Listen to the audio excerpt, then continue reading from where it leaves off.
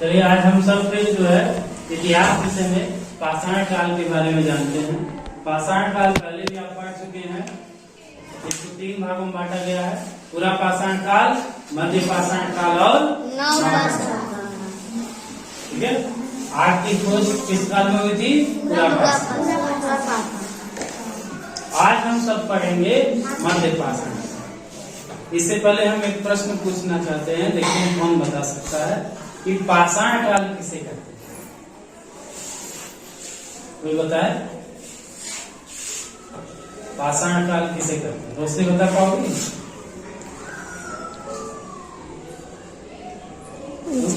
जिस काल मानव कुछ भी बता, जिस काल मानव आग की खोज और गुफा में रहना। ये तो उसमें लक्षण किसको कहें? पाषाण काल किसको कहते हैं? ये पत्थरों द्वारा प्रयोग में लाई वस्तुओं को पाषाण काल। ऐसा समय जिस समय मनुष्य के द्वारा सर्वाधिक रूप से पत्थर के औजारों का उपयोग किया गया, उसे क्या कहेंगे? पाषाण काल। इसके नाम में ही स्पष्ट है। पाषाण का मतलब क्या होता है? पत्थर। और काल का मतलब समय। ऐसा समय जिस समय मनुष्य ने सर्वाधिक किसका उपयोग किया? पत्थर का औजारों का। उसको क्या कहेंगे? पाषाण काल। आप लोग दोहरा नहीं रहे हो, सही से दोहराओ, ठीक है। चलिए आज हम फिर से पढ़ते हैं मध्य पाषाण काल के बारे में। मध्य पाषाण काल को अगर देखा जाए तो इस समय जो पत्थर के औजार थे वो आकार में छोटे हो गए।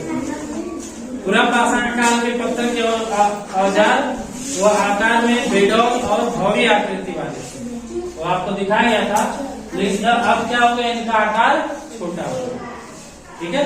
क्योंकि अब छोटे औजार की आवश्यकता पड़ी। क्यों? क्योंकि प्राकृतिक परिवर्तन हुआ। प्राकृतिक परिवर्तन क्या हुआ?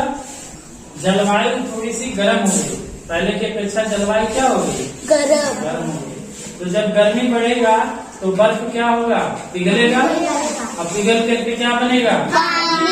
पानी जहाँ पर पृथ्वी पर मिट्टी में जाएगा तो वहाँ क्या उसकी उर्वरक शक्ति क्या होगी? बढ़ जाएगी। पृथ्वी की उर्वरक शक्ति बढ़ जाएगी। आप लोग देखते होंगे बारिश के मौसम में जो है जब पानी गिरता है तो बहुत सारा घास उगाता है ना? हाँ। तो ऐसे ही उस समय पहले तो घास वगैरह नहीं था, लेकिन जब पृथ्वी गर्म हुई, बर्फ जो है पानी बना, तो तमाम प्रकार के घास के मैदान और वनस्पति के मैदान बन गए। बर्फ पहाड़ों पर होता है, पहाड़ों पर से पानी पिघलते हुए आया होगा और कहाँ आया होगा? हमारे पास मैदानों में। हम लोग किस भाग में रहते हैं? मैदानी भाग में। यहाँ पर देखो नदी का पानी आता है कि नहीं? और ये नदी कहाँ से आती है? पहाड़ पर से।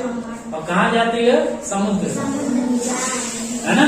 तो बीच में हम लोग पड़ गए थे, यहाँ पर मिट्टी वगैरह ले जाएगी, उपजाऊ मिट्टी जो पत्थर से ही कट करके आए थे। तो ये जो है इस प्रकार से पृथ्वी का क्या होगा? उर्वरक शक्ति बढ़ गया और इसके बढ़ने से घास और वनस्पतियों के मैदान उगे। जहाँ तमाम बहुत बड़े बड़े मैदान हुए, जहाँ जैसे कि आपका ये जो एरिया है यहाँ भी पानी आता है ना। पानी के आने से यहाँ पर घास क्या हो गया? इस समय क्या ज्यादा? जब इससे पहले मतलब बारिश हुई थी तभी घास था, अभी तो पानी भर गया तो इसमें तो पशुओं को खाने के लिए दूसरी जगह जाना पड़ेगा। तो अभी क्या है? ये घास है, जहाँ घास उगता है फिर घास उगने से छोटे छोटे जानवरों का जन्म है।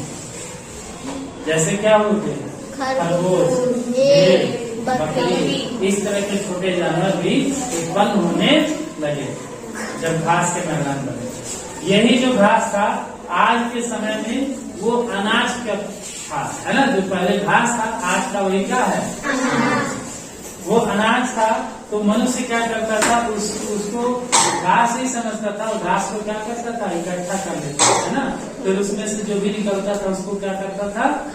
एक्चुअली वो अनाज थे, जैसे चावल, गेहूं, इस तरह से उसको इकट्ठा करना। तो जब कोई इकट्ठा करेगा, एकत्र करेगा अनाज को, तो उसको क्या कहेंगे हम? संग्राहक। यानी कि उस समय का मनुष्य क्या था? संग्राहक।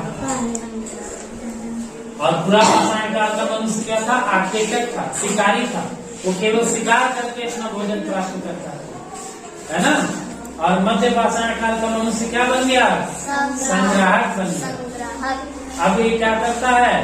जो घास के छोटे छोटे पौधे हैं या अनाज के उस समय के अनाज के जो पौधे हैं इसको क्या करता है? इकट्ठा करता है।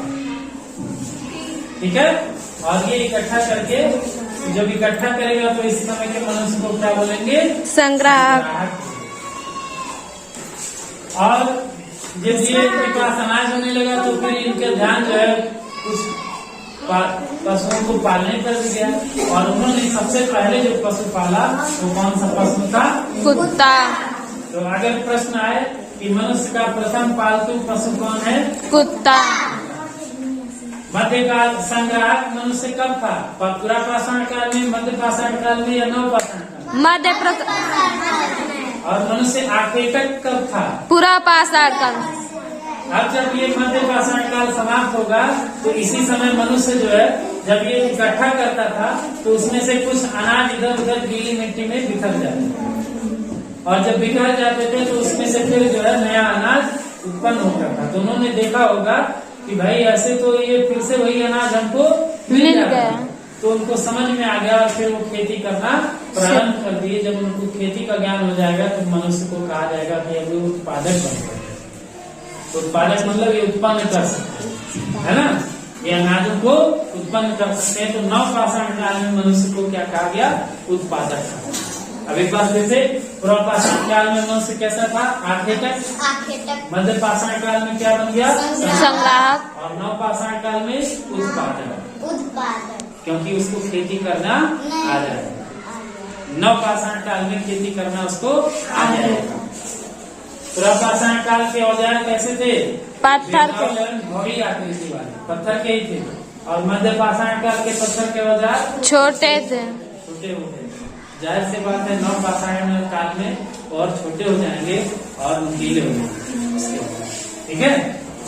तो ये था मध्य पाषाण काल के बारे में। आप लोग इसको दोहराइएगा। ठीक है। घर पर जाकर के ज्यादा से ज्यादा इसको जितना पढ़ेंगे उतना आपको याद है। ठीक।